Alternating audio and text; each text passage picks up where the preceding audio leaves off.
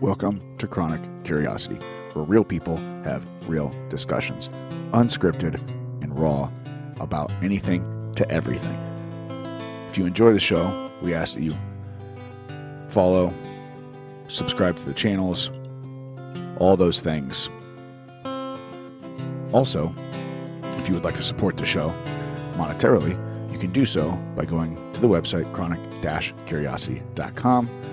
At the bottom of the page, you can donate in dollars or Bitcoin, or you can go to the shop and purchase some curious merchandise that just happens to be fantastically comfortable.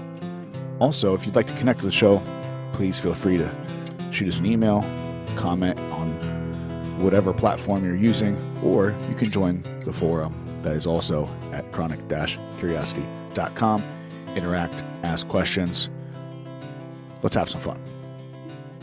And here we go. Yeah, got me there? Good? May I make sure Tony's good? Check. Is that loud enough? Yeah, it's good. Yeah? Everyone else? Good. You're good? Good. Cool. Oh. Cool. We'll just go dive into it. We have CJ and Gary back. Appreciate you guys being here. I've seen a lot of competing going on. Diving right into it. I mean, might as well, right? That's all. Ladies and gentlemen. Yeah, that's all my feed's been is just shredded muscleness. So, like, guys are looking good. How did everything go? What is it? 3 weeks? Been 3 weeks? Yeah, been 3 weeks. 3 weeks. We did Hurricane Pro together down in where was that? St. Petersburg. So we did that show together. It was Pull it a little closer. Oh, okay. There you go. Beautiful. All right. So yeah, we did that show about 3 weeks ago together. A great experience overall. We learned a lot as far as my body and what we need to do going into next year and things like that. So he actually beat me, so we'll start there. So and we will say he did. He did. Yeah. He did beat me. But I didn't take last, so it didn't matter. But yeah, you looked really good. I too much size, not enough conditioning.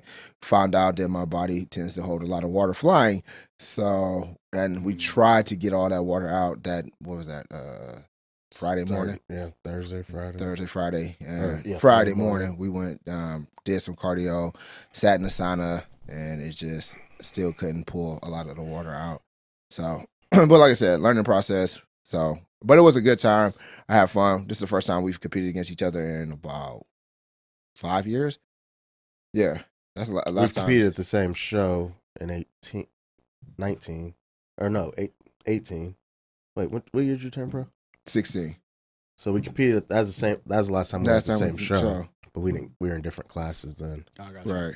Was that we wrote about it in there? Like you were in the A and he was in the B or something? Yeah, like that? He turned pro that show, okay. And I got like 8th or something. So yeah, that was the last time we were in the same vicinity as far as being competitors together. So it was fun. But like I said, I enjoyed it. We had a great time. Got the chance to hang with his daughter and she's still talking about you. she's actually talking. Mr. CJ. Yeah. So great experience. She actually, which was probably the coolest part was I was laying in the room and then she came and she's like, Mr. CJ, can you tell me what happened to you and what happened to your hand? And so I have a video that I have saved on my phone that I used to show to my youngest son all the time, and it kind of shows how the whole process of me going from deployment to my deployment to me being in the hospital and me coming back and recovering. So I have this video completely saved on my phone, and I used to show it to my youngest son all the time because, you know, he wasn't born during that process. So he would always ask, you know, when he got a little bit older, around the same age she is, he started asking more and more, like, what happened to your leg? What happened to your hand? And so I would show him, and then it kind of helped him understand the process. So I did the same thing for his daughter. She came in, and I was like, well, let me show you this. It might be easier for me to show you this video than for me to actually try to explain this to you, you know, as a child and my thought process. And it actually kind of worked. So for her to understand. And so she was thankful and happy, and she went to go back and talk to Gary. So. Yeah, she's like super observant. So like she doesn't, if she came in this room multiple times and then you guys took a bottle down or something, she'd be like, where'd the bottle go that was up there? Right. Like, she doesn't miss a beat. Right. She's quiet. Yeah, she's quiet, but she picks up on it all in. Yeah, that's exactly she's how a sweetheart. She is. So when he was back in the room, and she had said, she came to me. She said, "Daddy, where's Mr. CJ's fingers?" And I said, "Like they're just missing." Yeah, like she just saw it. Eventually. Right. I said, "Well, he was in an accident, and you guys saw how shy she is." Right. And I said, "Go ask him about it." She said, "I said, go ask." I said, "He'll talk to you." I said, "He likes telling the story." And she's like, "Come with me." I was like, "Just knock on the door and ask him," because it was the distance from here to the curtain. Right. And so she knocked. She said, "Mr. CJ, what happened to your hand?" And then he told her, and I told him, I was like, "Thank you, man. I appreciate that." And she, like I said, she's still talking about it till today. We just talked about it 2 days ago. Yeah. So for anyone who hasn't watched or listened to the first time you guys were on, well, not Gary's, but I don't know. I lost count how many times Gary's been. He's just hanging out now. I think he's a champ. Yeah, yeah, for Pretty sure. soon I'll be on that side. Yeah. Hey, man, yeah. Switch around, whatever. But anybody who hasn't listened the first time CJ was on, I would suggest going back and listening, because we talked about your story amongst plenty of other things, right? Your bodybuilding career and everything else. But so you have a new book that just came out that you talked about last time, right? I was in the process. I had just finished it when we were on here last time, so I had just finished it, and it was going through the editing process. So, but yeah, so we definitely, I definitely mentioned it and kind of spoke about it and how it's going to be coming out. So now it's officially out. Yeah, here we are. Yes, I appreciate you being. And can you throw up, because I think I had it pulled up, the website, just because I always forget. I think about these things. So it's called Count It Out. But we have the website pulled up, so if you can throw that on there so people can see it. It's CallYourEliteCC.com is where you can go and order the book from. Right, and you're doing a bunch of other things too. Yes, I created a business with my wife. Me and her together. She about a year ago, when we were going through the process of the book, we decided that we were going to start a business together. And it's basically educational consultant and small business consultant, which is majority of her side of the business. My wife is pretty much, she's an education guru at the end of the day. She has multiple degrees. She just got her superintendent's license, and she has a wealth of knowledge. So ideally, the American dream is to no longer work for anybody. So, but it's basically her and me together, with my book and me doing more motivational speaking and things of that nature, trying to get out there more as far as on that aspect. But I don't plan on leaving the education field for a while. I actually like being a teacher. I like being a coach. So I don't plan leaving for a while. But ideally, the goal is for her to kind of branch out and be able to kind of go to different districts and kind of do her and eventually, like I said, not have to work for anyone and kind of set our own schedule and do us. So we tied it all together as in one, just one company together as a wife and husband duo. So.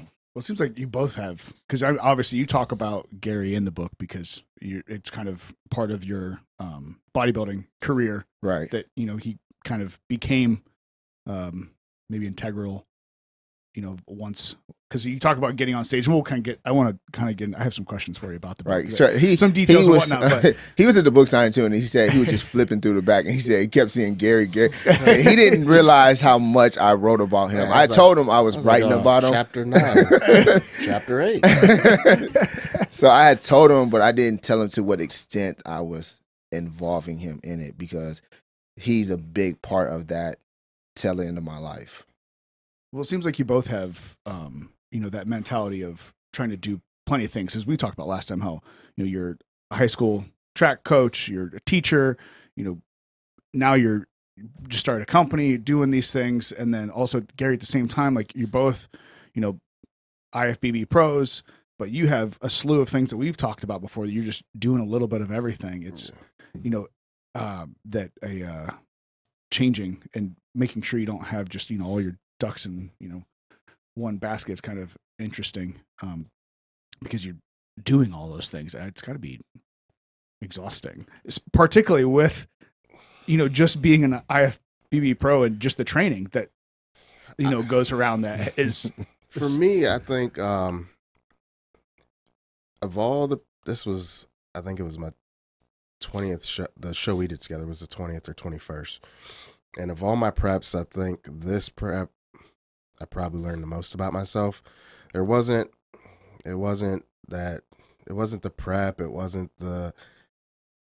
It's hard to explain, but like I put so much into this prep of thinking about things outside of prep, if that makes sense. So the things I value, family, having my daughter at the show that was my favorite part of competing. Not competing, not getting on stage. It was great to get on stage with him and everything. Yeah, no offense. Not going to, no offense, but not going to Florida, not making my pro debut. Like, it was just having my daughter there that meant everything to me. In conjunction with competing with a friend, with a client, competing at the last show with 2 clients. Like, all that stuff meant more to me than competing. And then, even, and he'll tell you firsthand, like, we were at the show or getting ready for the show, and it's just him and I. That's the only 2 people I really have to worry about outside of my daughter. But we're lining up, and I'm dabbing him off, like, hey, you're sweating, like, okay, head over to that lady, clean up. Mind you, we're getting our names, it's alphabetical order, so we get on stage right before and right after each other. So I'm like worried about what's going on with him, and I just took everything in as a whole, as opposed to just being there to compete. And I had more fun with it in some aspects than I ever have. And there were no nerves because I wasn't thinking about the competition aspect. I was thinking about just being in the moment, per se. So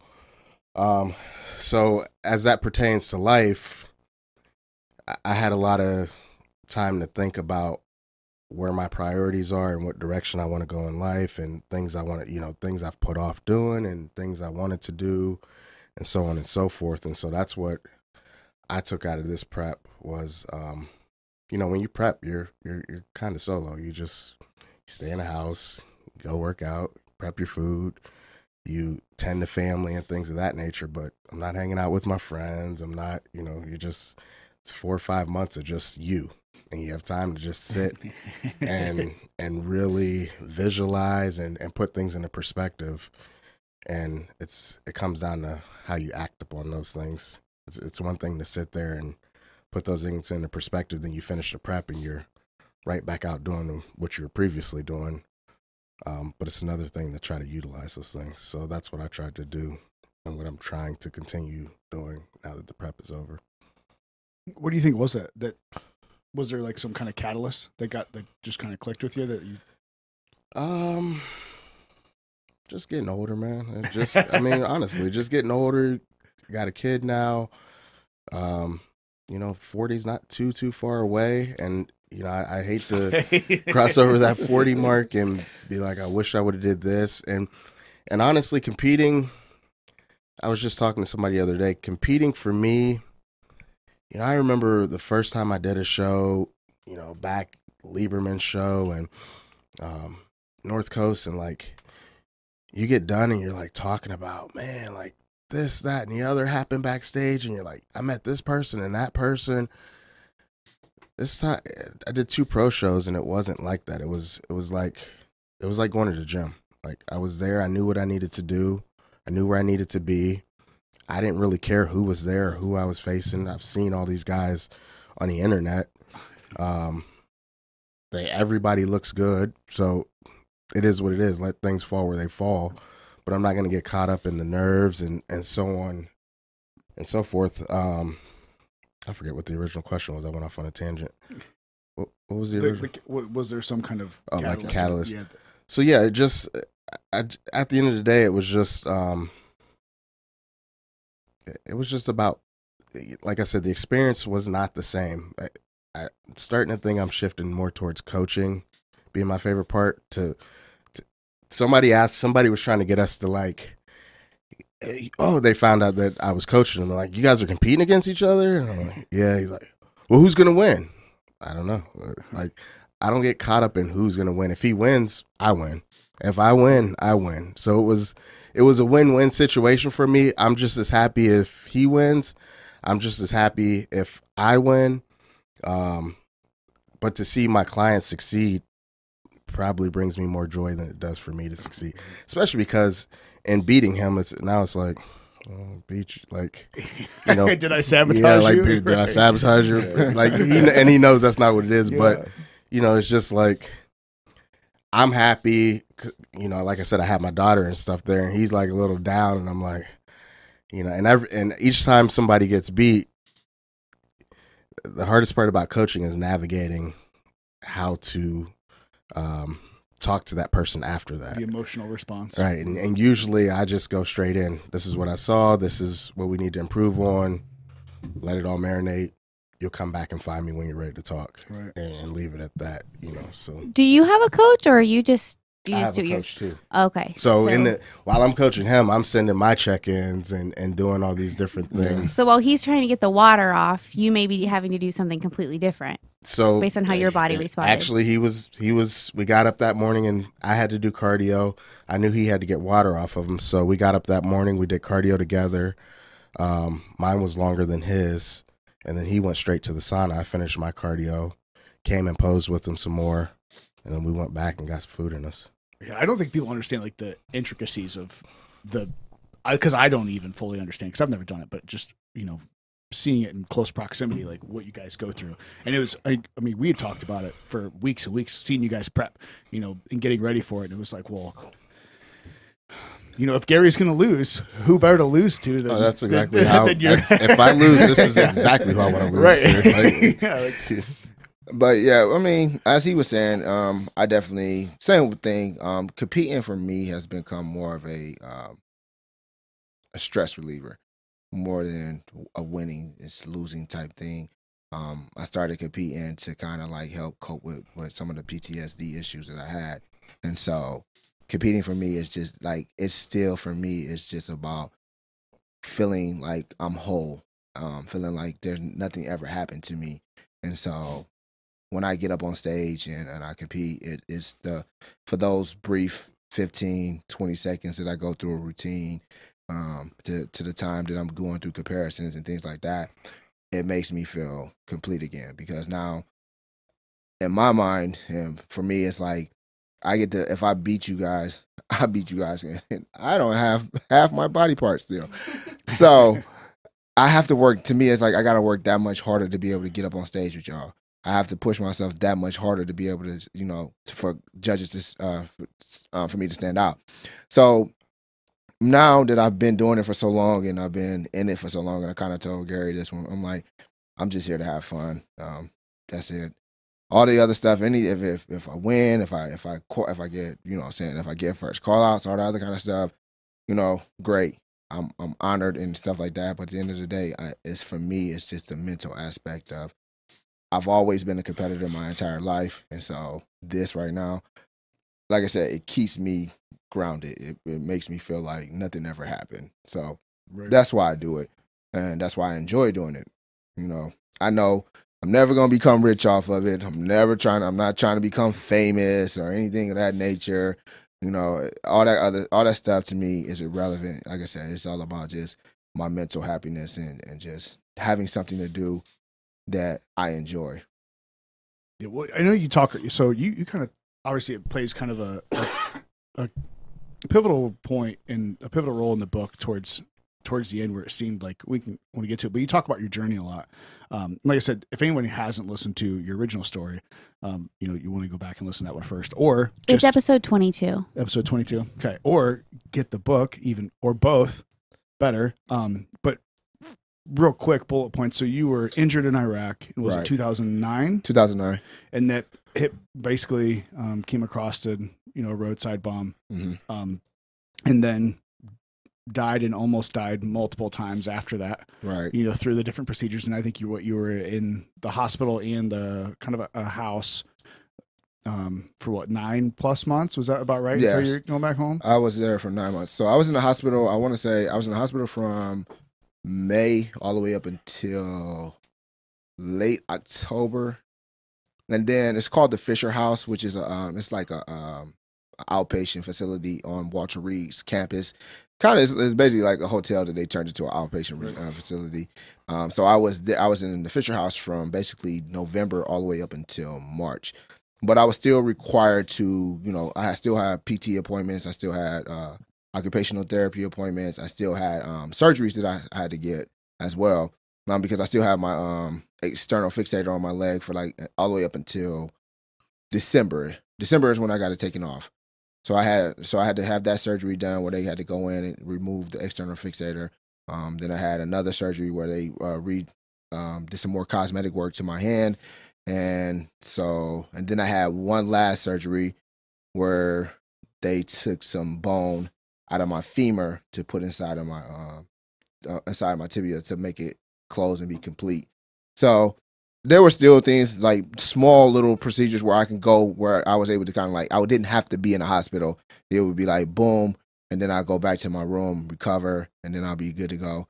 So, but yeah, that took a total of 9 months. The estimated time that I was supposed to be there was supposed to be 15.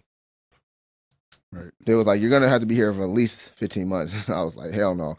Because my wife was really starting to. She had just really got into her teaching career. My sons were still, young. The reason, like, my oldest son should technically be a senior this year. He turns 5 years old. In 2009, August 2009, he turns 5. But we did not start him in kindergarten because it was too much of me. Too much going on. So he didn't start school until kindergarten until he was 6. So we kind of kept him in his preschool and things like that, which it actually benefited him. He actually made him a lot more mature, more prepared for school and everything like that. So it was little things like that where where I had to push myself to get out of the hospital because my wife was doing everything by herself, and it was too much going back and forth between Cleveland and DC. So, and it was just a lot. So I started like literally like when you can, and I tell you about this in the book. I'm going to PT and I'm going to occupational therapy, just fighting every day so I can get out of there. Like they like you gotta do this and this if you want to leave. I was like, all right, I'll have all that shit by next week. Trust me. If y'all say I gotta do figure out how to do a pull up with this one hand, and I was like, whatever it takes for me to get out of this hospital, I was completing and doing. Because I knew I needed to get back home to my wife and my kids. Well, I think it was super impactful too because you tell the story about how your mindset wasn't always there. It wasn't always like it was towards I'm gonna get out of here. I'm gonna do everything I need to do. It wasn't as easy necessarily as you make it sound. Right. But and seeing that journey was really fascinating, and I really appreciated the story you told. But can I read a small portion of this? Do you mind? Go ahead. There was one. It was actually towards the very end. Spoiler alerts. But I really appreciated this, and it kind of, along with something else out of what you said in the book. But towards the end, you had a paragraph that says, "My journey from Iraq through being hospitalized and returning home has been nothing short of ups and downs. We're given multiple choices in life and different ways to approach them. How we approach those choices leads us on different paths to uncovering our purpose in life. No matter the path we take or the details of the journey, we will fulfill our purpose if we stay focused on what's important. Although I briefly lost my way, God has returned me to my path and my purpose in life.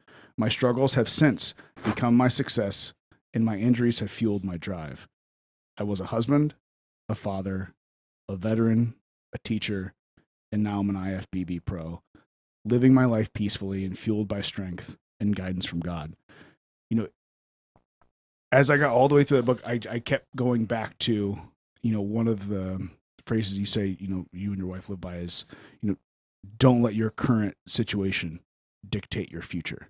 Yeah. And it just really struck me that being able to come out of, everything that you have and having that kind of mentality at this point, like, I know there's a lot there and there was a lot to your journey. But what do you think was it that, because you talk about a couple times, some of the struggles that you had in like reading, whether it be, being at the point in the hospital where, you didn't want your sons to see you.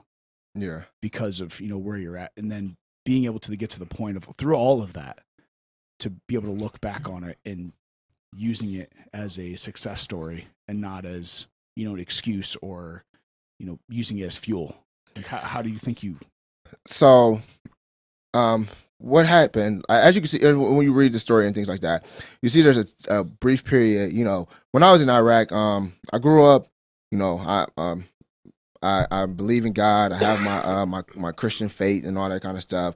And so it was a point in time where I was very, very angry because, I would pray every time before I go out on mission. That was my only thing, like pray before I go on mission, ask for, everybody be protected, bada bing, bada boom. So that was always my mentality. So when all of that stuff happened, that's kind of where the depression and stuff kicked in, because it's like, you grow up your whole life and everybody tells you if you're a good person, you have your faith, you do this, you do that, God will always look out to you, take care of you, and all this other stuff. And so when all of that happened, it was just like what the hell? Like, so I was more upset about things like that. And so the injuries and things like that, it was just like, I felt like I was being punished for something I didn't understand. My talent as a track athlete was taken away from me. Everything I felt that made me special and made me unique was gone. So I dealt with that mental aspect. I didn't want my sons to see me in the beginning because I didn't want them to see, like, I'm their dad. So I'm like, to them, right, I'm Superman.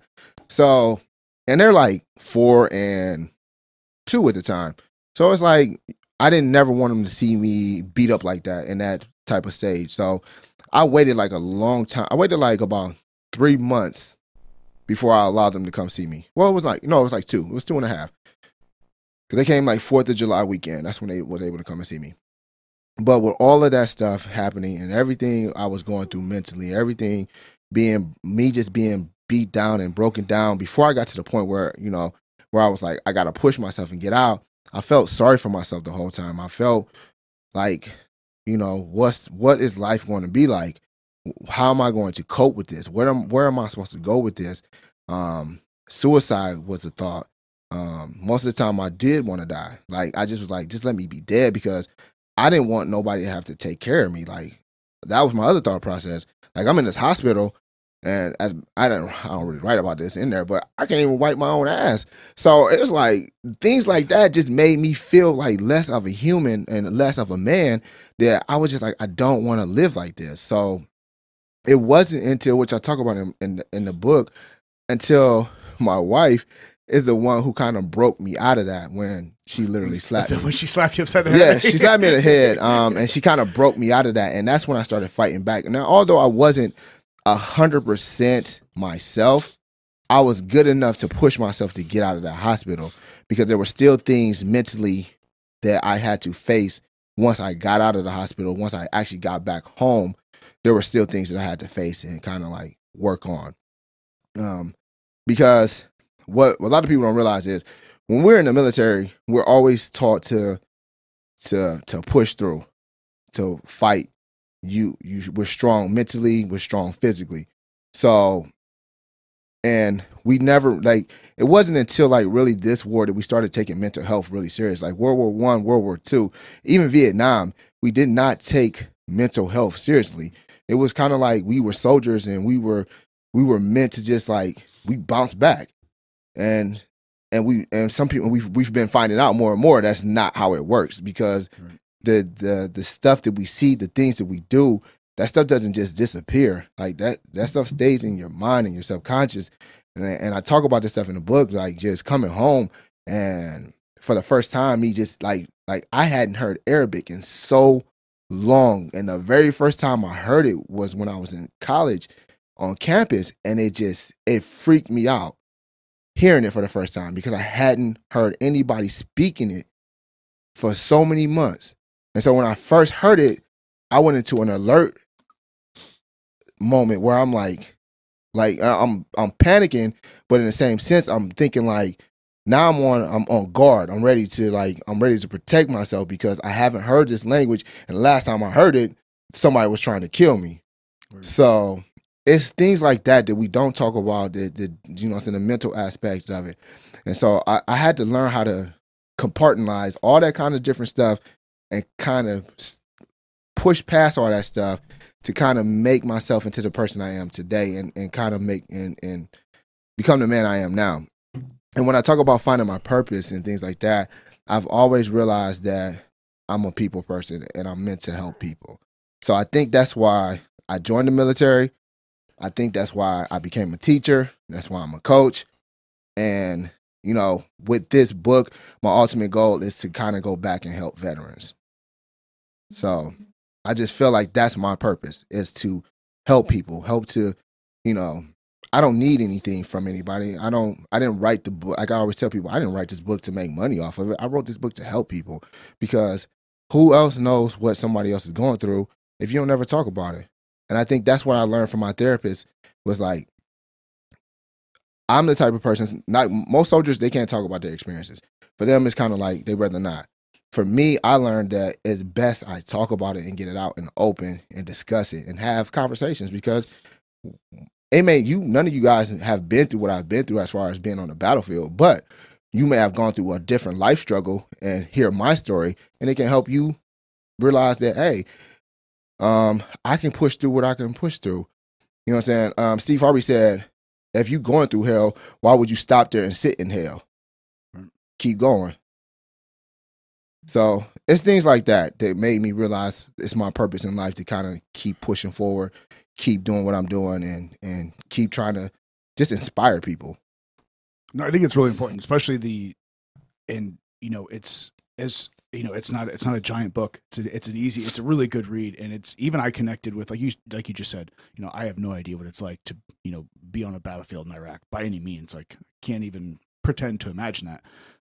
But there's things that even I could connect with different struggles that I've had in my life and go, oh yeah, I know.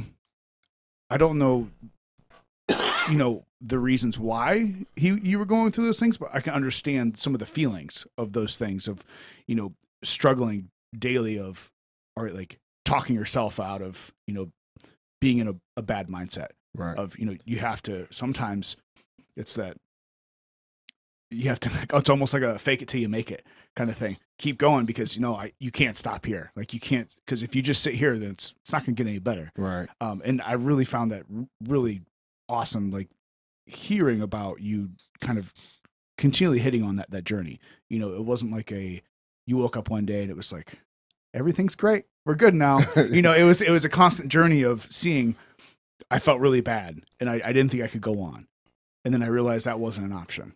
Right. Because that's not a viable option. So let's push forward. And then it's seeing that struggle up and down eventually, to where you're at now. It's, I think, that discussion of, the mental health thing that we talked about last time, it needs that destigmatization around it to where, we don't all have to, talk about all of our feelings and hug and throw flowers in the air or whatever it is, you know what I mean? But being able to talk about an experience and just saying, hey, I have a problem with this, or this affected me. Even just that recognition of that, I think, it could do a lot of people a lot of good. And I really appreciate that, your story and what you talked about in the book and actively dealing with that,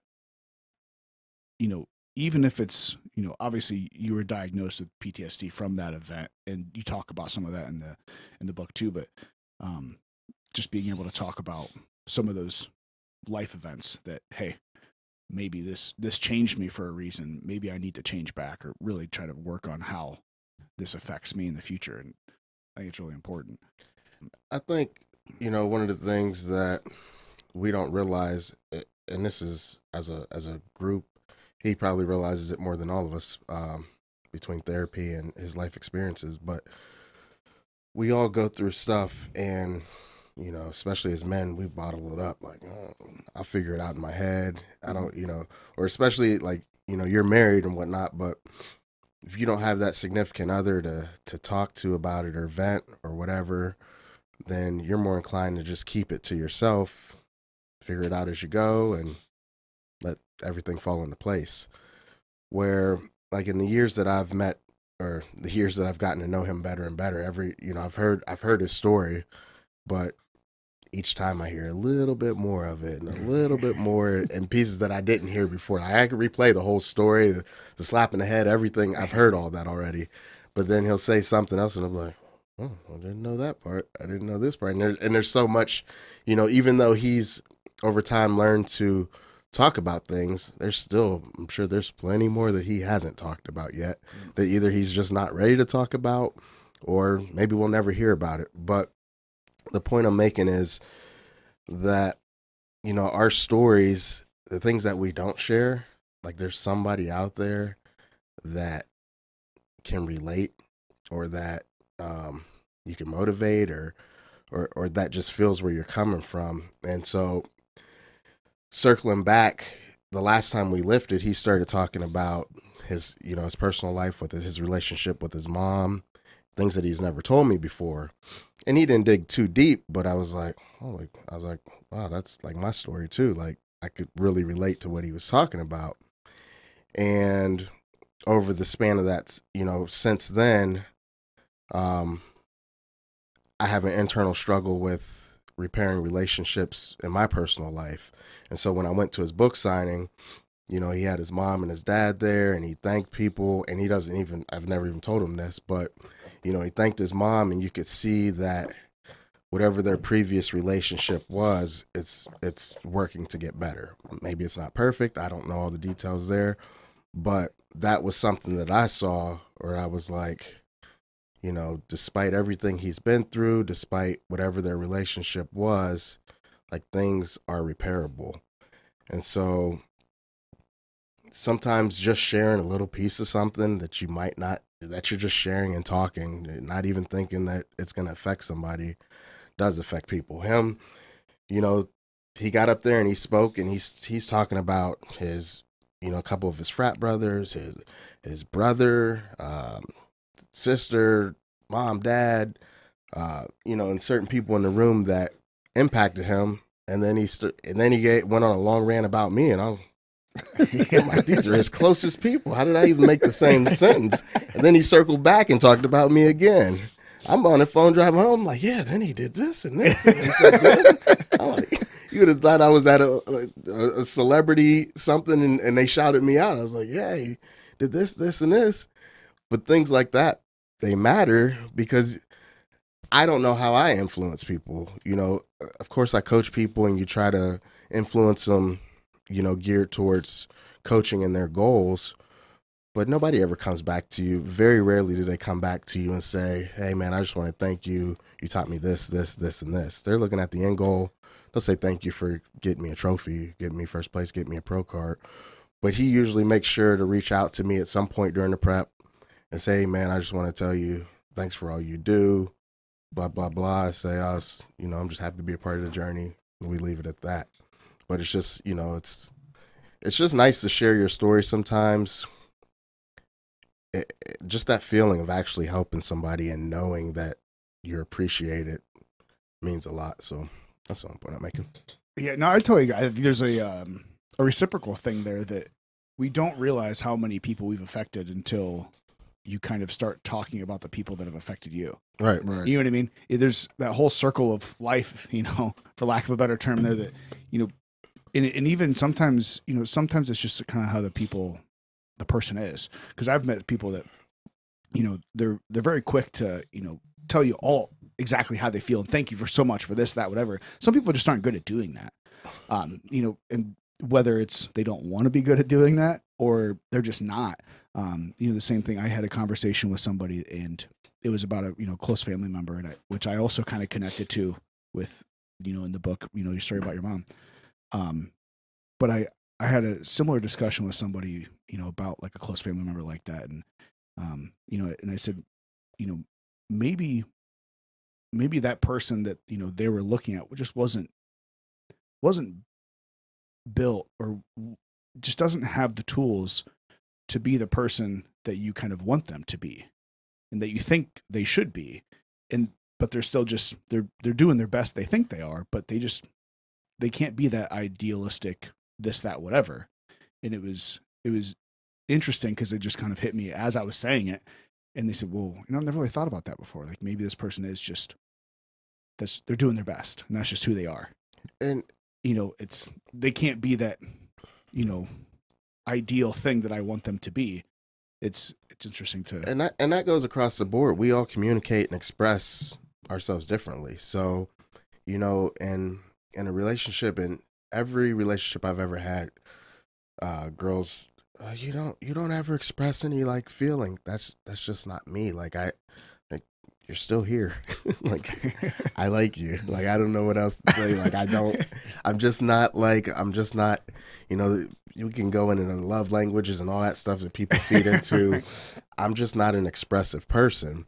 So, and quite honestly, and knowing him, he's not an overly expressive person either. So when he does say something, sometimes I'm like, even when if this was the first prep I ever worked with him, I would swear he didn't like me. Like sometimes I'll message him and it's the quickest one word in. I'm like, okay, well, he read the message. He got it. Busy. He's got a book out. He's starting a company. He's got things going on. So then when he goes like at his book signing, when he went all in, I was like, this is the same guy. Like, it's just. I feel like it speaks to what his end goal is also. Like he said, yeah, if I win, cool. But like he does bodybuilding, so you feel complete, right? Like it makes you feel. Yeah. So him to thank you for that. Like it's not just like, oh, hey, CJ helped me or Gary helped me get this, third place or whatever. It's just he felt complete. So like there has to be a higher thankfulness or whatever for something for doing it for a different reason than, hey, I just want to look really sexy on stage. Right. And that's why it means more coming from, a thank you coming from him means more than it does from a 20-year-old who's getting on stage for the first time. Like it comes from a different place. Of course they both are thankful, right, but this one's coming from a different place because there's more things that go into it. Yes, you transform my body, but you might have made me a better person. You might have made me stronger mentally. You might have pushed me to do something I didn't previously think I could have done. Whatever his mindset is. But well, not to cut, but when I say thank you to him, it's because of the history we have together over the last 5 years of him training me, and he's the only person who, like, with this whole thing, anybody else, oh, you look awesome, you look great. Gary would be like, nah, we need you need it. So it's his honesty throughout the prep, his he doesn't allow me to feel sorry about anything. Like you said, we did the show, and he I was down, but I wasn't like disappointed, like mad or anything like that. But he even was like, come on, go out to eat. And I was like, I really didn't even feel like going out to eat because I really wasn't hungry. But he did everything he could to kind of look out for me and kind of like, he always finds a way to encourage me and things like that. So so I'm always going to be grateful for him as far as him being a coach, being a friend. So when I thanked him at the thing, it was to kind of say, like, if you read the story, you're going to see why he's important to me, because without him, I wouldn't have learned as much as I did. I wouldn't have gotten as far as I've gotten. So to me, he's a big part of my life. And what everybody else don't know is, which I didn't mention about at the book signing, is the salute that you see on the front of my page, on my cover, he designed that. He was like, you need to let everybody know some way, somehow, that you're a soldier and who you are. So it's like when you exit off the stage, you need to do something to symbolize that. And so he's the one who came up with that idea of my posing routine. And that's all him. That's on the part of that. That's on that cover right there. And I picked that picture because of that was when I went pro, and that's when we added it into the shorts. He told me to write in the back of my shorts, today is the day you're gonna go pro. And I wrote it in my shorts. I wrote it in that Thursday night when I got the shorts. He designed the whole posing routine with the salute and everything. So for me, that's why he'll always be important. to who I am and my whole bodybuilding career and things like that. So when I thank him, it's always to say, you are important to me as an aspect of my life. And so, even to like with his daughter, she made me a good luck Mr. CJ sign when we were down in Florida, and it's literally hanging up in my classroom right now. Like I took it, I folded it up neatly, put it in my book bag, and now it's on my cabinet right by my desk in my classroom.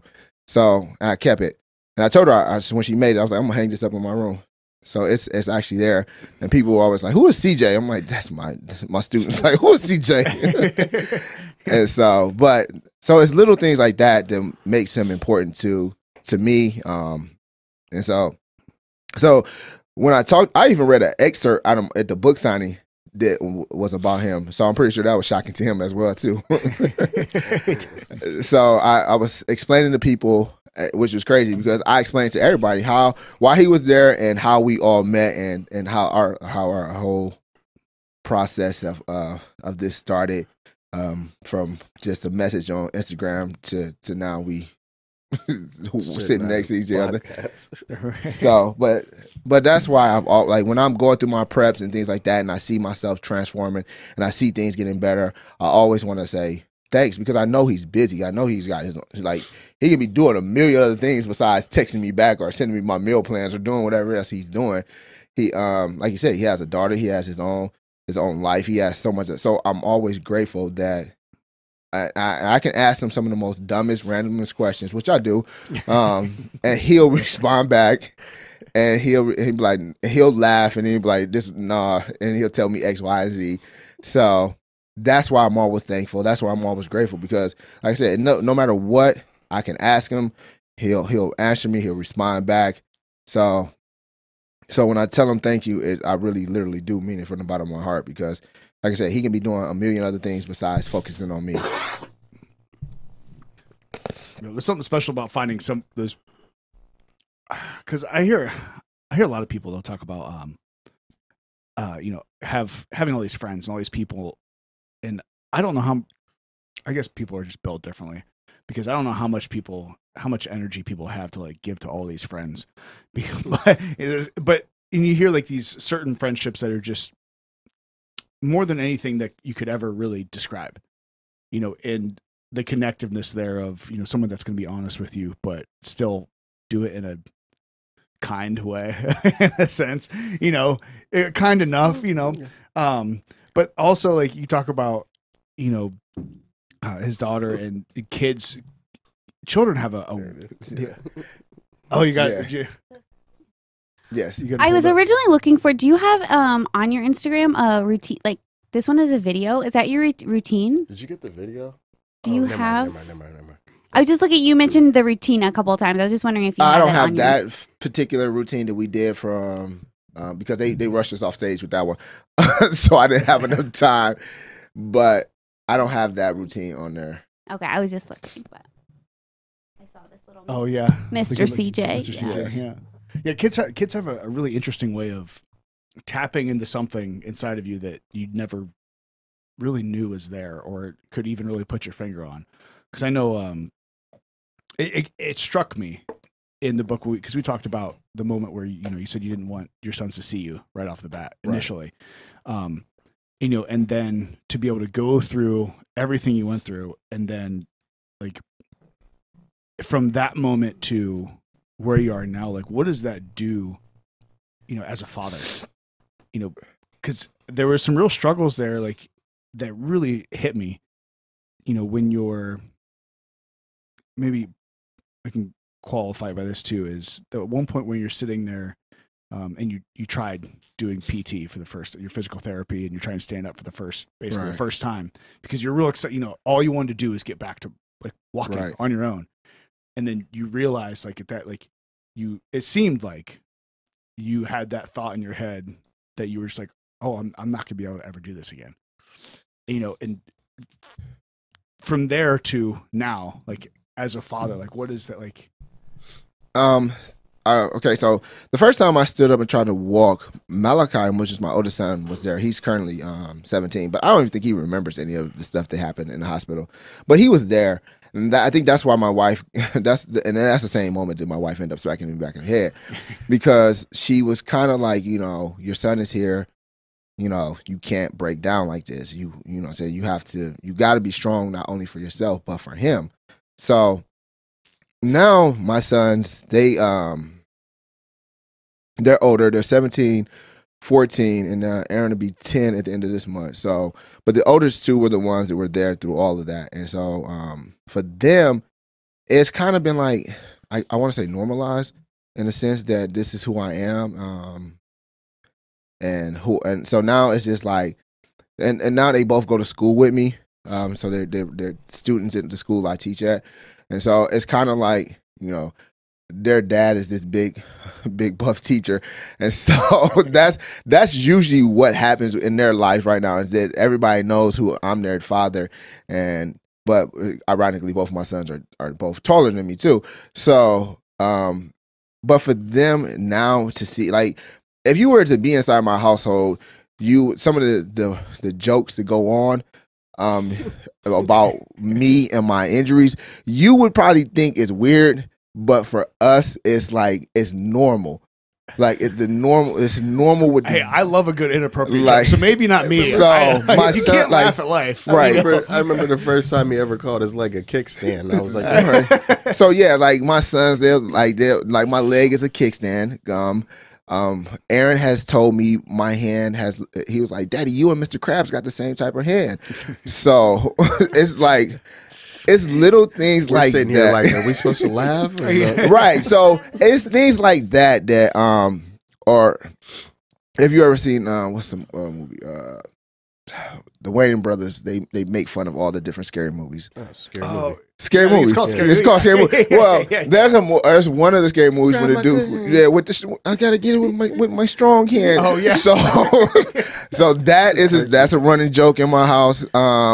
Like, so if I'm trying to grab something, if I'm trying to grab multiple groceries, my wife, she'll always like, now, damn well you can't carry all that with your strong hand. But it's like stuff like that. So it's normal in my household. We've learned to cope with it. We've learned to laugh at the stuff.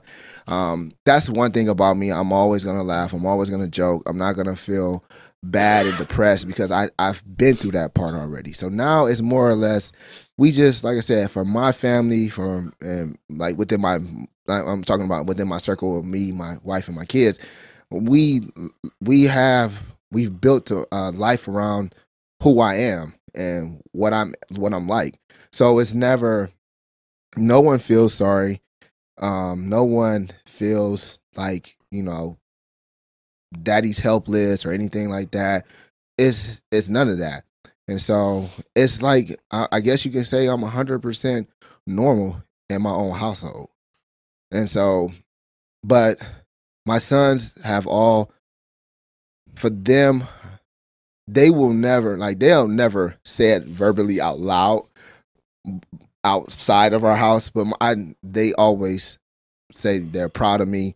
They always tell me, especially like when I go to compete, the first thing they did was they called me and was like, "You need to slow down your routine," because they watched it on pay-per-view. That's how I got that. They told me, it was like, "You went too fast in your routine."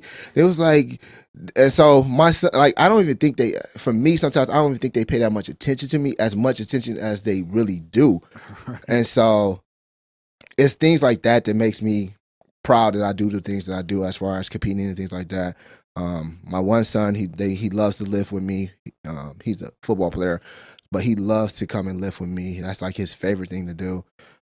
Coaching my other son. So it's kind of cool that, like I said, I feel like I'm living in my purpose, especially with just my overall life with my kids and being there for them and pushing them and seeing them excel in life, and nothing has stopped. And they always, like I said, they encourage me all the time. And the one thing they always say, they're like, "Dad, you work way too hard not to win. You got to win once."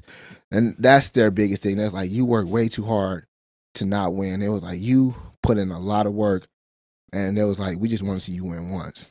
So I think in another aspect, that's why I do it too. It's just like, if I can get that one win, it'll be for them. I can completely relate because Ayla, she said, "But Daddy, you didn't get me a trophy." Oh, gee. Okay, well, we're not done yet then. Yeah, got to go back to the drawing board because I got, what did they have, medals? Yeah, I didn't get one of those either. So, Well, I think it's all about perception. I think from the discussions we've had, like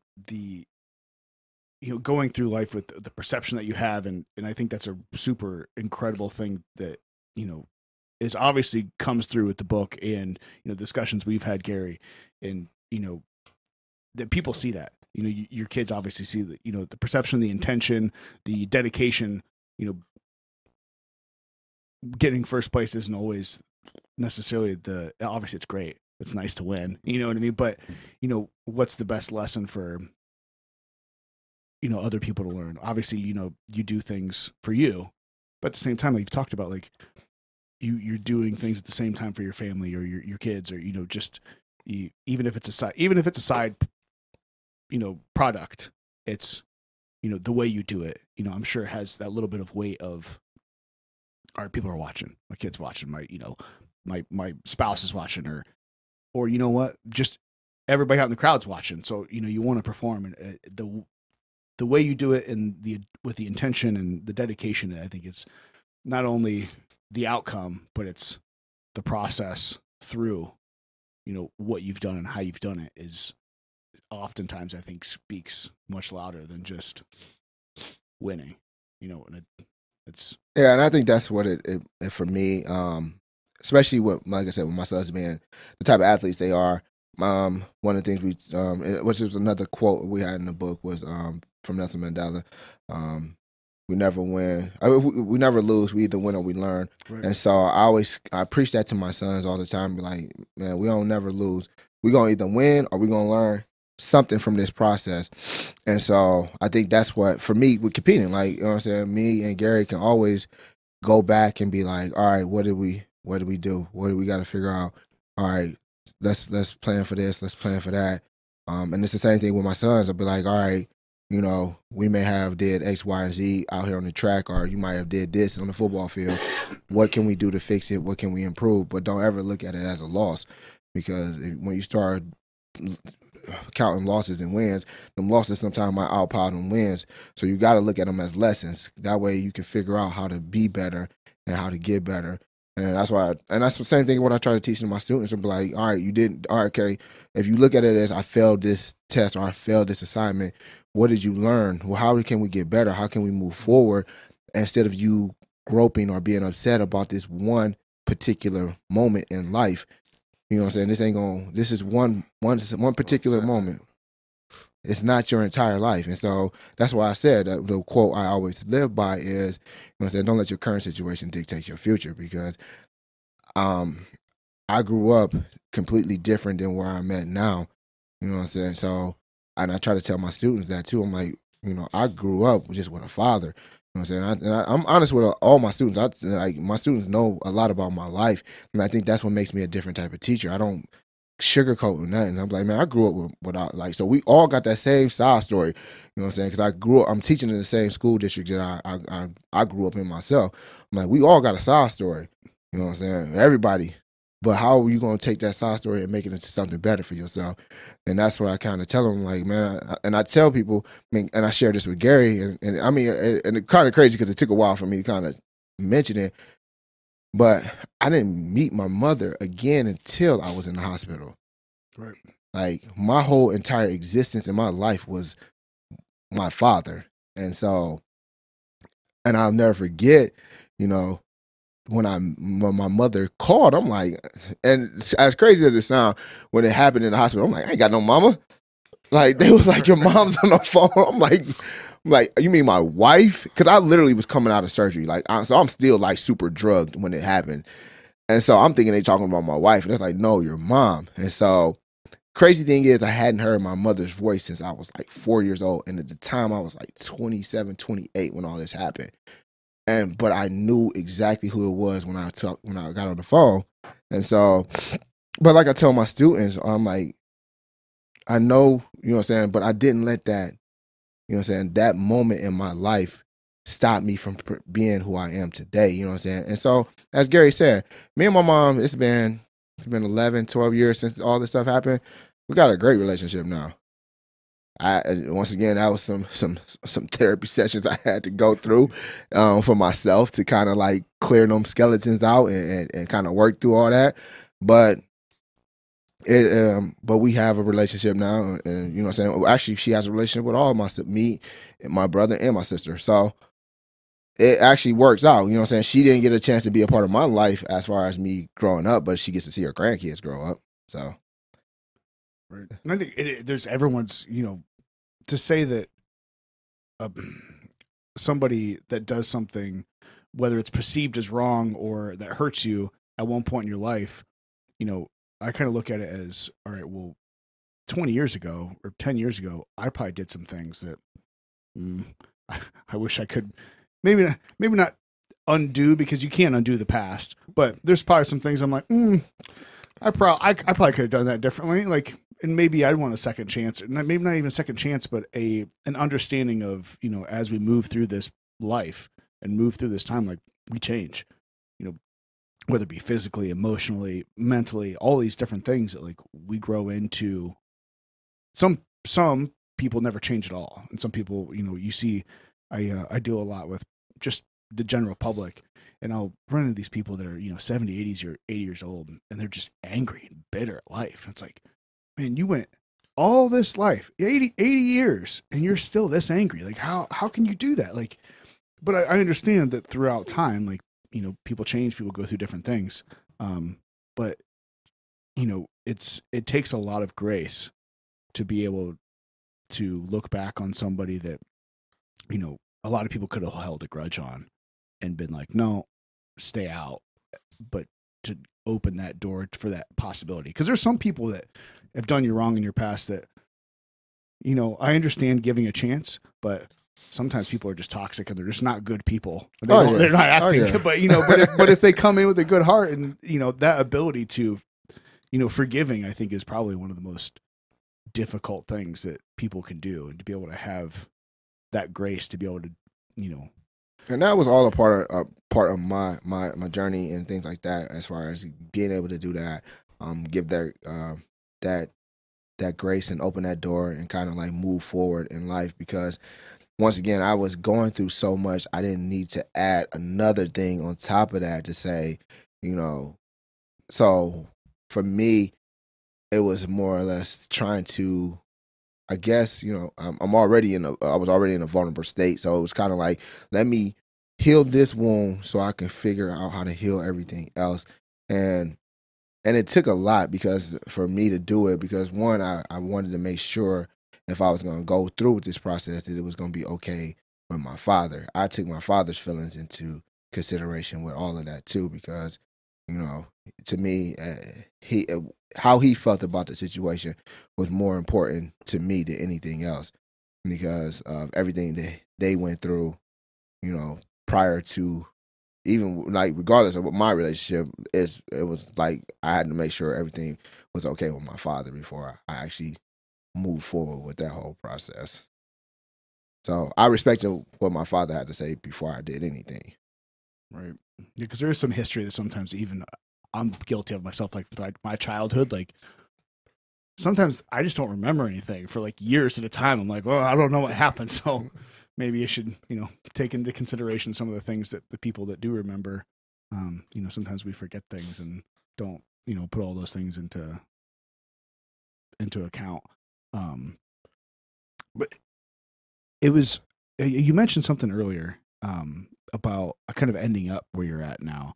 And I there was something that just kind of caught me in the book, that you mentioned being, I think it was a job you had that was super boring or something like that, and it had a gym on site, and that's how you started like going to the gym and like started like lifting. Oh, okay. Do you think that would that like it seemed like it was like, well, here's a gym here. I'll start using it just because. Is that something that like you think would have happened regardless? Or no. I wanted to get back into the gym.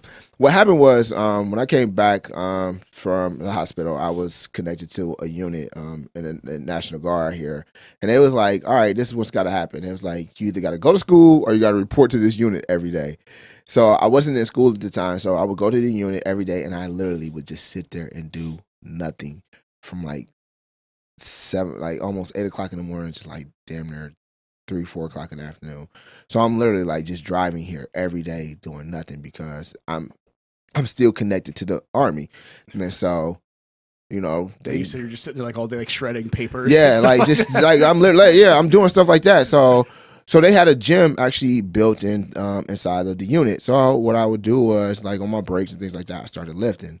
Because what happened was when I went to the hospital, I was 200 pounds. I came out at 130. I lost all that weight, and so I came home just super skinny. And so I was like, well, I'm not used to, I haven't been this small since 8th grade.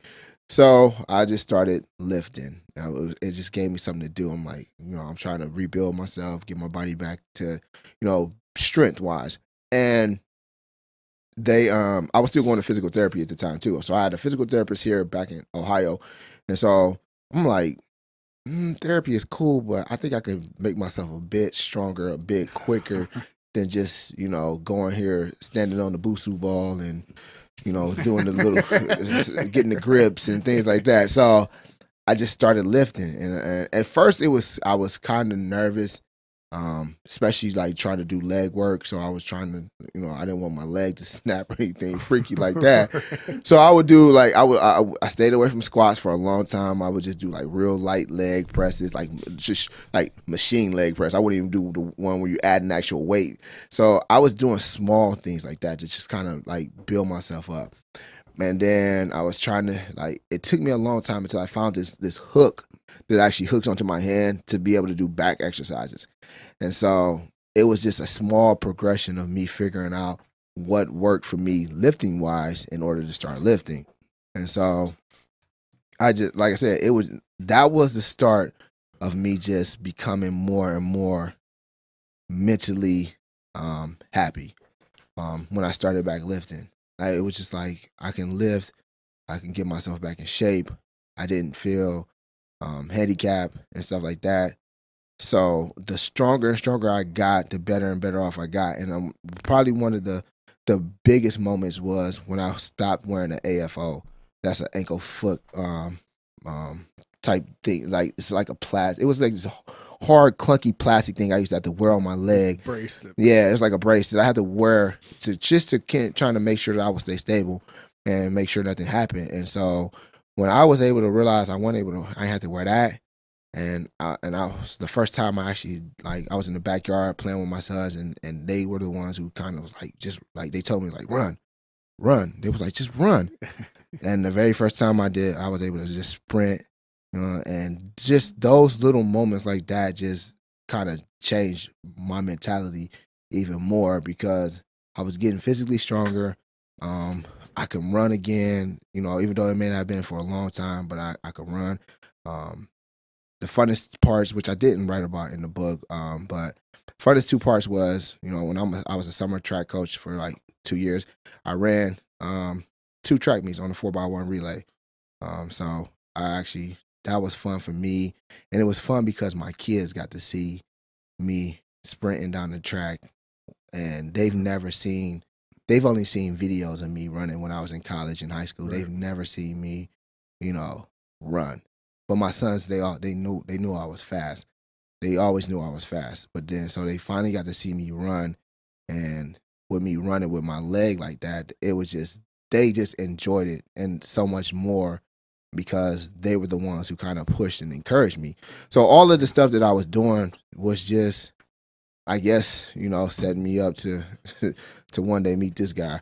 Well, there's something to be said about seeing the people you care about, win and succeed. I remember even thinking, obviously I know this wasn't Gary, but I could almost hear it seems like you've ran into these people throughout your journey that have just been like kind of brutally honest with you, like in a good natured way. You know, obviously you said that about Gary, but I remember made me laugh, the one line where when you were still scared, it seemed like in the book about damaging your leg when you could walk at physical therapy, but you know, you were still kind of nervous about, you know, going out into the world with it.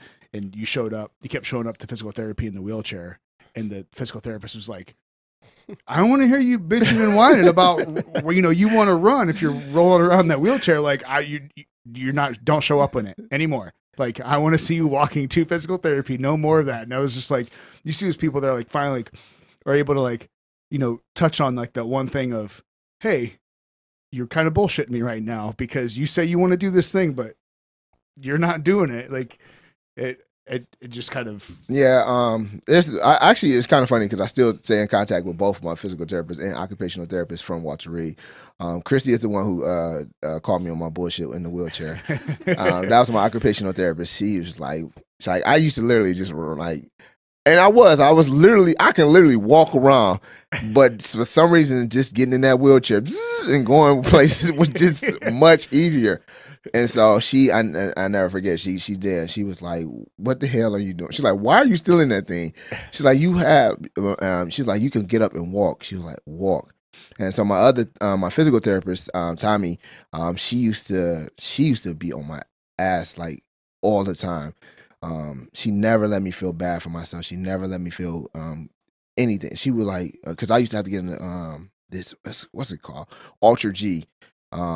It's a treadmill that fills up with air, and and it helps you so you can feel light, so you can walk. And that's how I started to learn how to walk again. And she used to put it to me, like she used to put me in that thing for like 45 minutes just walking and just forcing me to just kind of get used to putting my foot down and moving and things like that.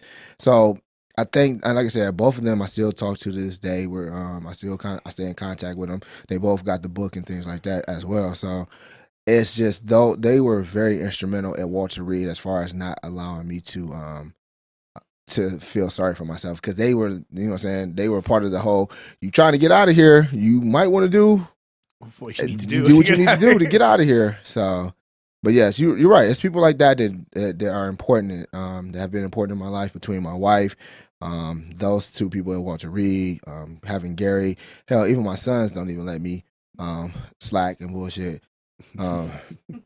If they even see me go near I call it the snack cabinet. If they even see me go near the snack cabinet, what you going in there for?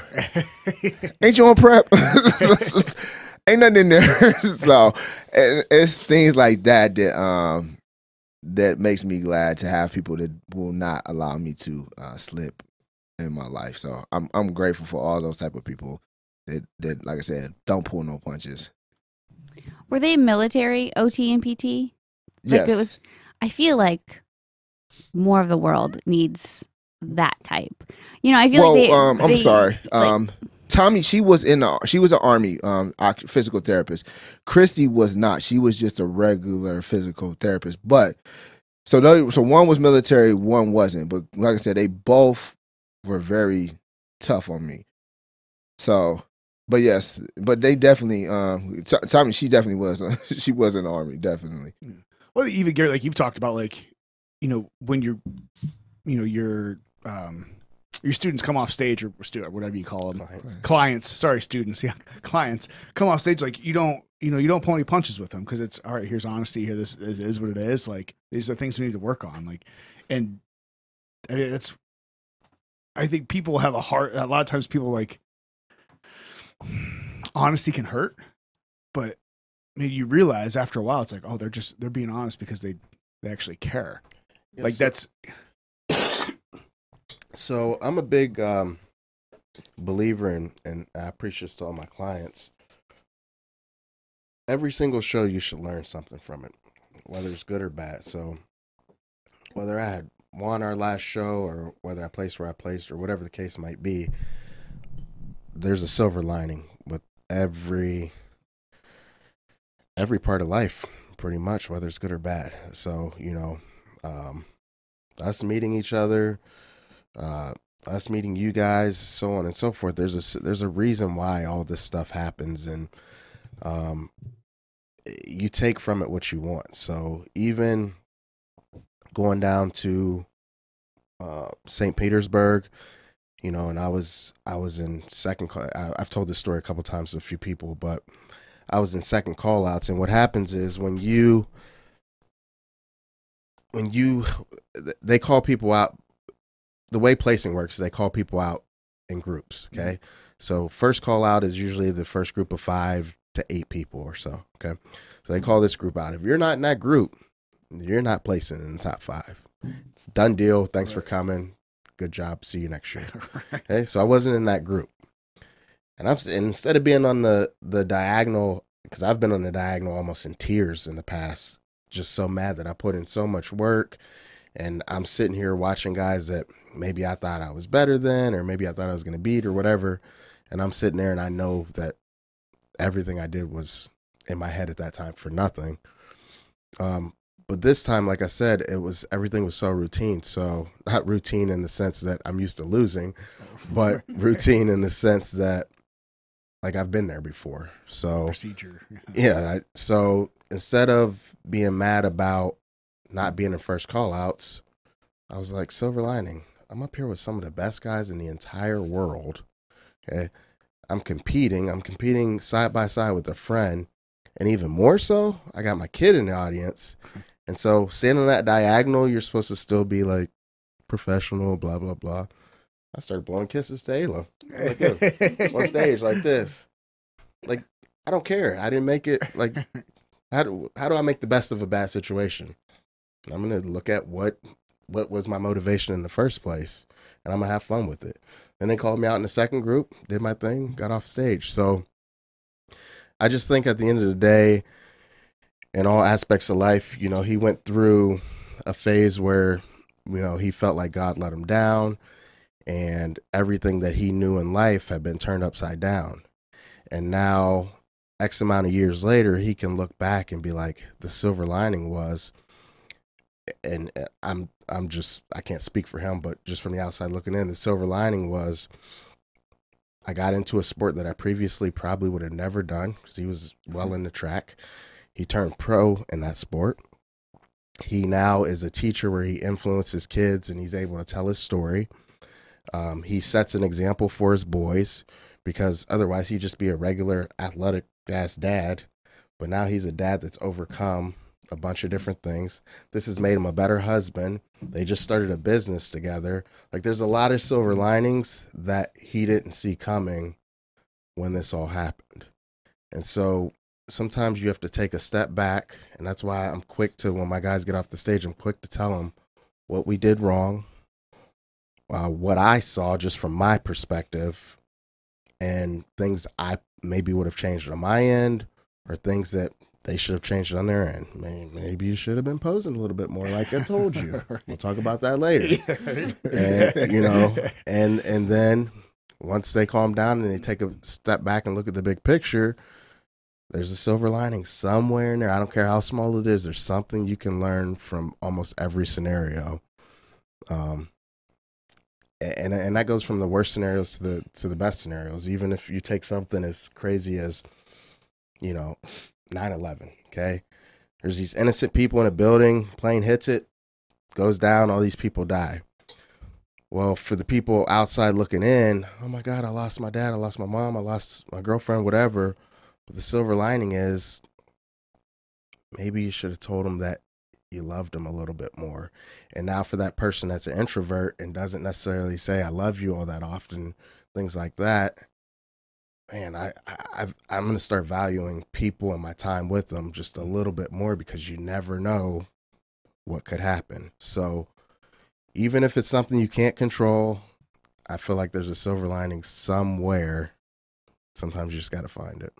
Yeah, and that's what I find that so fascinating and so uplifting, you know, talking to people like you guys, because it's, you see, you know, and that's also another thing with the book, is because you can see the struggles, and it's hard to understand everyone's struggles, and if you really sit down and talk to them for a long time, and they're open enough, and you're open enough to listen to them, but you know, understanding that we all have our struggles that we go through. We all have these things that we, deal with.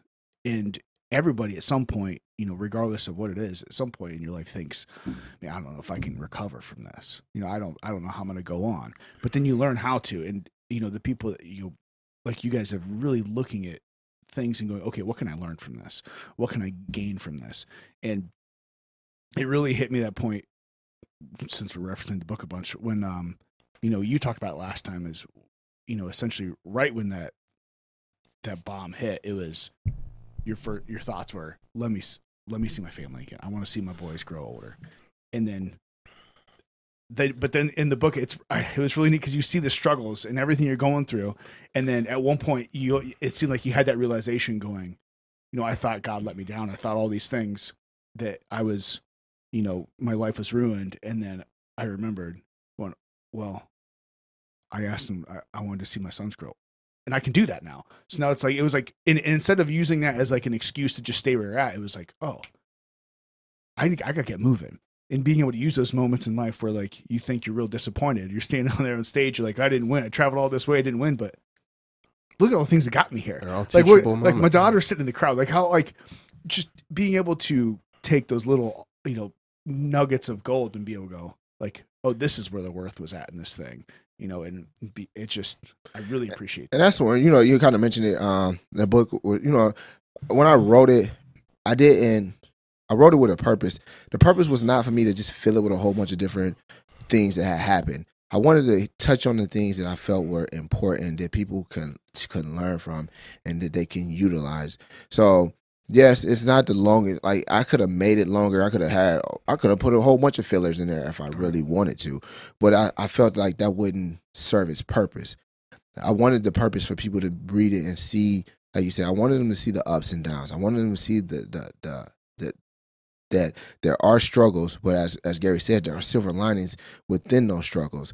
And so I think that's why when I sat down and I was writing and I was like, oh, do I want to add this? Do I want, like, there's so many different things that took place in those that 9-month period plus the year that I came home that I could have wrote about, but I wanted to make sure that I featured things that were important to me and to how I got to this point, because like I said, everybody has a story, but I wanted to make sure that my story could be relatable to any and everybody of all walks of life, not just people that's in the military, not just people, but you know what I'm saying? I just wanted to make sure that it can touch different people in different aspects of their lives. And so, but like you said, I wanted to show everyone that there's always some positive in everything, no matter what. You can have, I had a student yesterday. She came to my room. She had got into a bad altercation in the cafeteria with a boy, and so so I'm sitting there talking to her. I'm like, so you about to let that one moment, that 5-minute moment, ruin the whole rest of your day? And she started looking at me. I'm like, so I did like what I seen on the internet. I'm like, here, take my water bottle. I'm like, it's not heavy, right? She's like, no. I was like, now if you hold on to this water bottle for about a couple hours, it's gonna get heavy, right? She was like, yeah. I'm like, so that's what you're doing right now with this situation. You holding on to something that ain't that deep. I'm like, drop it. Move on. I'm like, you got 86,400 seconds in a day. Why you gonna let 120 of them seconds be ruined your whole day? So when she started listening to me in that aspect, I'm like, and she was like, I guess that makes sense. She was like, it's hard sometimes. Yeah, I'm like, so you holding? I'm like, you're like, you letting, like they said, you letting somebody live in your head rent free right now. Oh yeah. Just because he wanted to be petty towards you in the cafeteria, for them, like I said, for that moment, you're gonna let that ruin your whole day. And so she was like, I guess you're right. And she was like, I guess it's really not that serious. I'm like, exactly. And so that has been a lot of my life I'm like, I look at a lot of stuff, and my wife sometimes she gets annoyed by it, but I'm like, I damn near died a couple years ago. I'm not about to sit here and be and care about certain things I can't control and certain things that I that's not that serious to me.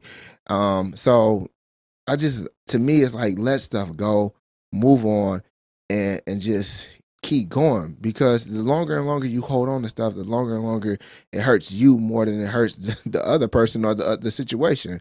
And I think that's what I'm hoping that people kind of take from my book, that, you know, I had to learn to let certain stuff go in order to me to get to this place where I'm at now. If I would have held on to a lot of that stuff, I would have, like, it would have been a longer period of depression. I would have been in that hospital a lot longer. It could have affected my marriage. It could have affected my relationship with my sons. So it's like anything else in life. You gotta, like I said, I've learned to let things go and just kind of move on, because holding on to something is, like I said, it's more painful. And that's what, like I said, when I was in that hospital, I had to realize that if I kept holding on, there would have been no ending to it. And so, and you know, like with Gary, you know what I'm saying, he's taught me that too along the way. He kind of, well, he's reinforced it as far as with this competition stuff. It's like, stage always going to be there. So we move on to the next thing. You got to let it go, move on. And so it's just, like I said, it's those small things that I've learned over the last couple years of my life. Is just, it ain't worth, some things just ain't worth it. Yeah. Question for you. So let's say your injury never happened and you had your situation with your mom. Do you think you would have let her back in your life? I know it's hard to answer. For me, I probably still would have found a way to recover and rebuild that relationship, because I always kind of wanted to have the relationship. I was angry at first when I was younger. I could be full honest. I hated Mother's Day growing up as a kid. I hated it. I hated it with a passion, because it was like everybody making cards and like, because Mother's Day is during school. Like, so you're in elementary school, everybody making cards, or they making that was like always a thing in elementary school. And I really didn't, you know, have reminder of what you didn't have. Yeah, it was a constant reminder. So I used to hate it, and so, but the older and older I got, the more and more being accepted. It kind of, what helped me kind of break away from that mentality was having those friends who had moms that would, like, you know, treat me like their son and things like that. Although I have like my grandmother and my aunts and things like that, but it still was kind of cool, you know, to have your friends, and, you know what I'm saying, that you grew up in the neighborhood with, who mom will pick you up, or who mom will, you know what I'm saying, have you over, and just, it's just those little things like that. But so yes, I always wanted that relationship. So for me, had it not happened, definitely I would have found a way to kind of like figure out how to make things work and move forward with that. As long, like I said, as long as my father was cool with it, then I would have made it happen. Yeah, it's tough. I mean, it's you know, you mentioned being able to tell a story through the book, like, and the word journey kept hitting me, because that's the word you used a lot, and it really was. It was interesting to, like, you talk about all the things you could have put in a book, or all the things you could put in a story, but the trying to make it relatable to people across the board. You did a very good job with that. Just, you know, me just being really direct and honest. I remember reading, I'm like, I'm surprised he didn't put more in this. And then, but at the end, that section that I read, it was like, that was like the second to last page. There's like one or two paragraphs. And I'm really bad at this, of like reading something and then I don't see all of its worth until later, until I kind of have time to mull it around. But I read through the whole book and I was like, good, you know, I really appreciate the story and everything. And then I got to that very end and read some of those few little pieces here and there. And it really just put everything together for me. And it was like, oh, like, this isn't a story of, at least in my mind, it wasn't a story of what happened to you and, you know, how you succeeded. It was the idea that, you know, life can throw whatever it wants at you, and what are you going to do with it?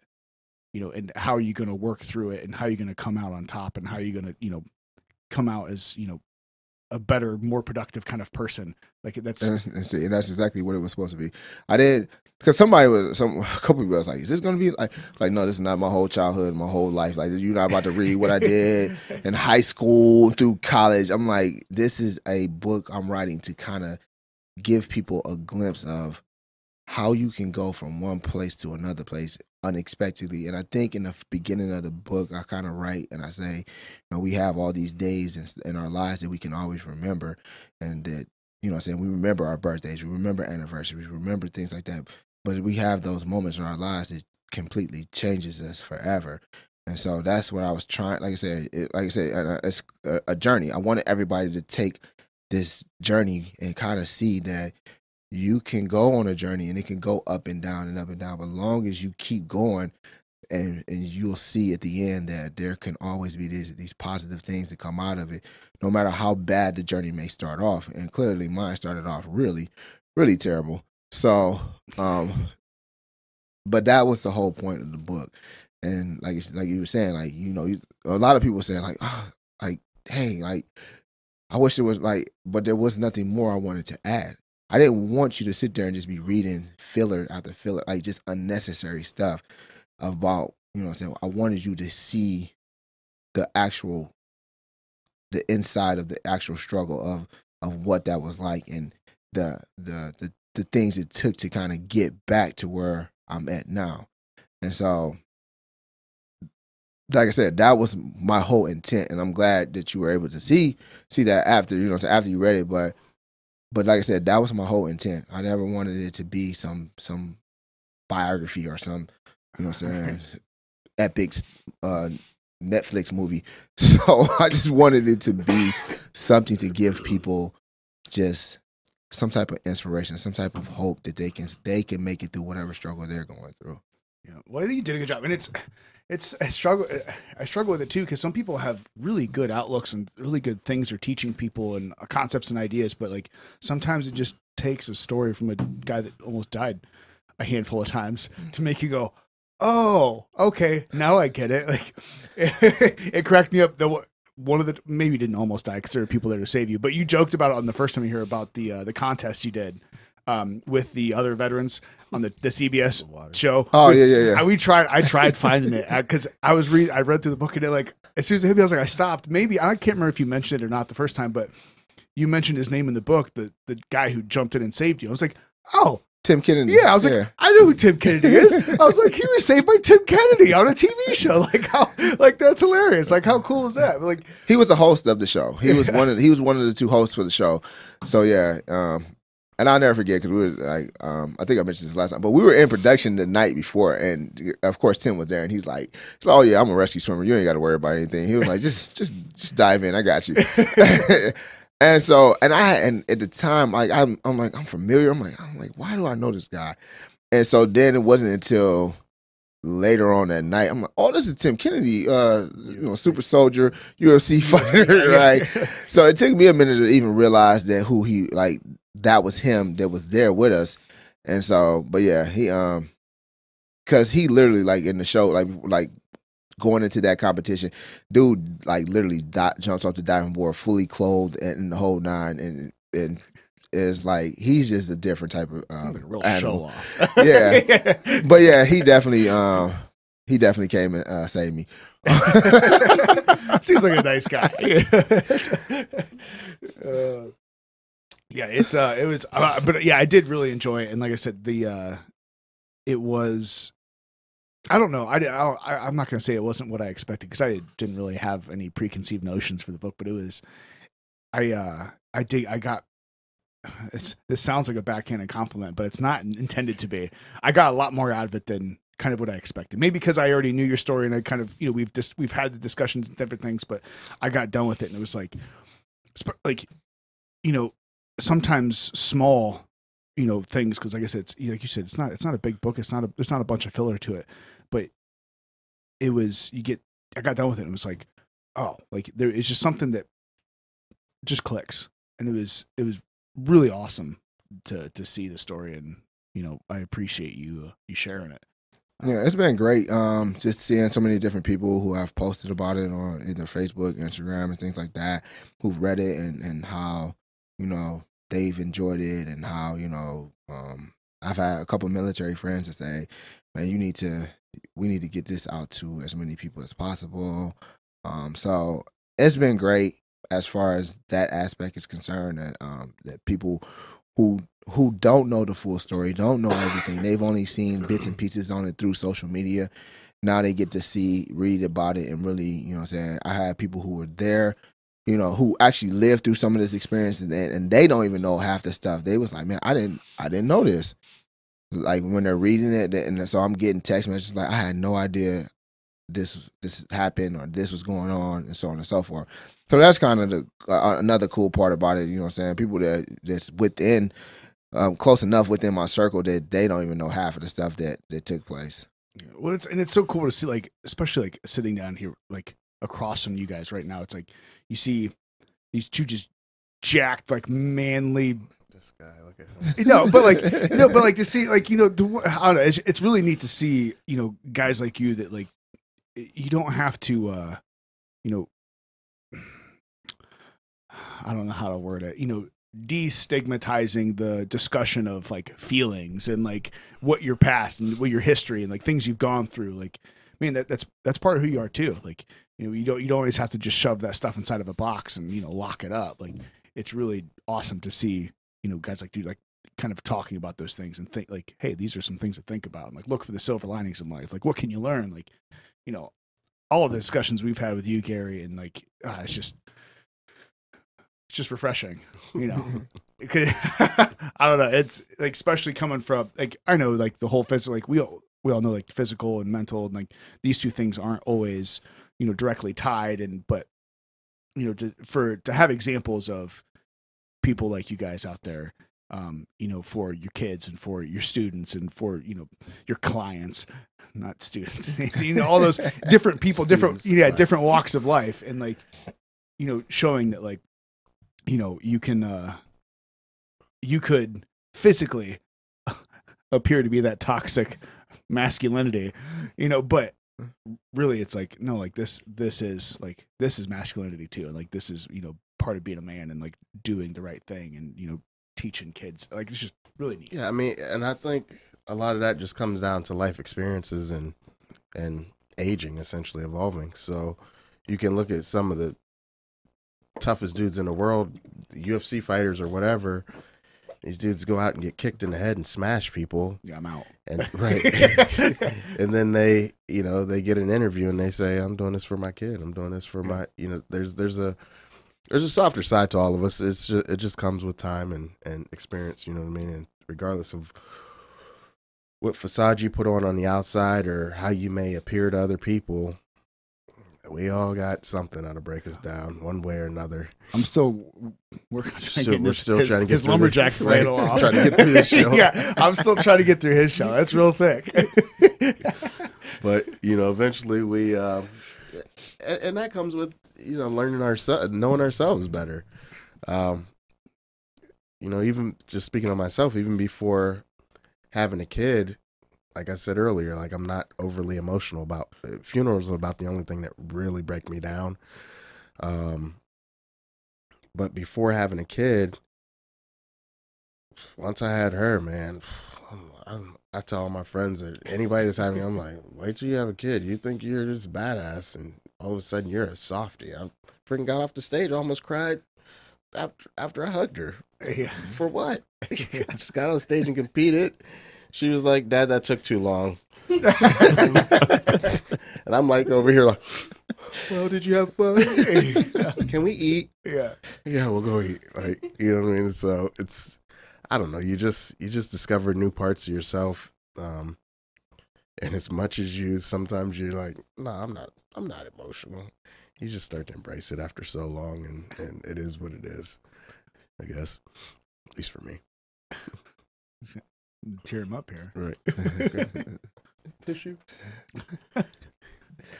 So, well, I really appreciate you guys coming back. I know you got head out here in a little bit, so we'll kind of wrap this up so we can get you out of here. And really appreciate coming on. Like we said, everyone, I'll make sure to put the link for your website and everything in the description. Go pick his book up. Count It Out. Corwyn Collier, CJ, Mr. CJ. Yeah. Tony, you have any closing things? I know you process and jam everything and connect it all together. I didn't know if you had anything you wanted to. Oh no, I thoroughly enjoyed reading your story, and I think I was just thinking through some of your emotions and what you were experiencing, and trying to wonder how I would respond to the events that happened to you and how I would process those. And so yeah, no, I just really, the other thing I appreciated too was your humor. There were some parts that had me laughing. I was like, I really appreciate that. And I told my editor when she went through it, I'm like, she was doing it, and she was like, you really, she was like, you want to, I was like, I want anything that's a joke in there, anything that I put in there. I'm like, that's part of my personality. That's how people know me. That's how, like, I mean, and once again, like, some of the stories that are not in there because you talk about the humor. One of the things, the USO used to bring celebrities and things to see us. And they used to always wait to last to bring them to my room because I was I wasn't gonna have no sob story. I was gonna always make everybody laugh. I'll never forget when Jack Nicholson came and he sat down and he was sitting there talking with me, and like, he literally laid in my bed next to me. Like, he just like got super comfortable. Like, he laid in the bed and he's just sitting there. Me and him just talking about basketball the entire time, and we're cracking up. And this is like when LeBron was still on the cast and Kobe was, and we was talking about a championship between. And so moments like that was always fun. Sitting down talking with the players from the Yankees and the players from the Red Sox, I'll never forget them, and just having them laugh and enjoying themselves and things like that. So it's moments like that I didn't put because I didn't want to make it seem like I was trying to boast or brag about people that I've met in my life in the book. But it's so many different people that have come through. I'll never forget when I met his real name is like Gary Buser, but Gary, I don't know. I screamed out Lieutenant Dan when he walked in. From Forrest Gump, and I can't think of his real name. It's Gary something, but I was like, "Oh my God, it's Lieutenant!" Because I love Forrest Gump, the movie. I'm like, "It's Lieutenant Dan," and he's like cracking up the fact that I'm calling him Lieutenant Dan, and I refuse to call him by his real name. Is it Gary Sinise? Yeah, something like that. It's not Busey. Busey's a crazy guy. It's Sinise. Sinise, yeah. So one of those. So all I know is he's. I'm just ecstatic because it's him. So it's just like it's moments like that in the hospital that kind of like I love, like, and that's when I started figuring out by sharing my story with humor, it kind of made me feel better. It kind of made me kind of like, be able to tell my story in a lightful way. So because I don't want everybody to like I told you guys when I first came here, I don't want people to feel sorry for me. I don't want you to feel bad for me. I want you to kind of like laugh at some of the moments. And so like, Scuba Steve will always be funny to me. I don't care what anybody says. Like, and if you don't know, if you don't know who Scuba Steve is, read the book or just watch the last podcast. But Scuba Steve will always be funny to me. And I seen him last year. We got together, and I still call him that to this very day. I still call him Scuba Steve. I never forget my first sergeant texted me because he got the book too. My first sergeant, he's like, I had no idea. He's like, I still have no idea how Steve did that. He's like, he was like, all these years later, I still have no idea how Steve did that. So it's things like that. Like I said, I wanted it to have humor. I wanted it to be I didn't want it to be this sad story. So I'm glad that you actually were able to pick up on the humor and just end it. Well, I think the humor kind of gives people a little bit of a license to kind of understand the more depth behind the story, because it's not just that sad story or this, hey, I'm trying to teach you a lesson here. It's that humor gives it just enough touch of it, kind of lulls people into a relaxed state to be able to really receive the message you're trying to put out there. And it's the humility and the dedication, all those things. It was really neat. Gary, any last words, friend? No, I appreciate you coming and hanging out again. Always, man. You're always welcome. Anytime I'm invited. Well, we'll get you down the road, CJ and Gary, and once again, really appreciate it. And everybody, check it out, get the book, count it out, and hopefully see you again next time, keep us updated on everything you got going on. I appreciate it coming on. Thank you, guys. Thank you, guys.